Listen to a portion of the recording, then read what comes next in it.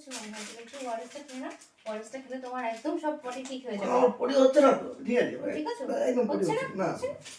আচ্ছা ঠিক আছে, তাহলে তোমার বদহজম হচ্ছে না তো, তুমি জেলুসিল সিরাপটা খেয়ে নাও, তোমার একদম ঠিক হয়ে যাবে। এখন আমার বদহজম হচ্ছে না, একদম হচ্ছে না, মোটা ঠিক সব আছে, ঠিক আছে, সব ঠিক আছে, একদম ঠিক আছে। আচ্ছা বলছি তাহলে তোমার ভিটামিন সিরাপটা খেয়ে নাও, তাহলে তোমার আর দুর্বল লাগবে না, তোমার গায়ে শক্তি আসবে। দুর্বল লাগছে না, আমি ঠিক আছি, ঠিক আছে ঠিক আছে, আমার লাগবে না। কিচ্ছু লাগবে না?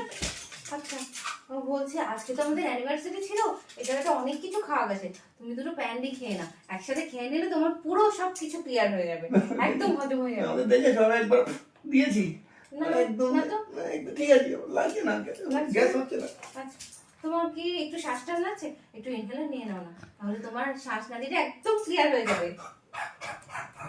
না আমি ঠিক আছি, আমার ঠিক আছে, তাহলে তুমি একদম ঠিক আছে, একদম ঠিক আছে, ফিট, একদম একদম fit। ঠিক আছে, তাহলে তুমি এক্ষুনি বাজারে গিয়ে 3 কিলো কাতলা মাছ আর 6 কেজি পাঠার মাংস আর 2 ট্রে ডিম নিয়ে আসবে, 2 ট্রে ডিম আনবে, ঠিক আছে? আর পিসি চন্দ্রতে আমি সুন্দর একটা গলার হার দেখেছি, সেটা তোমাকে ছবি পাঠিয়ে দেবো, তুমি একদম আমার জন্য নিয়ে আসবে আসার সময়, ঠিক আছে?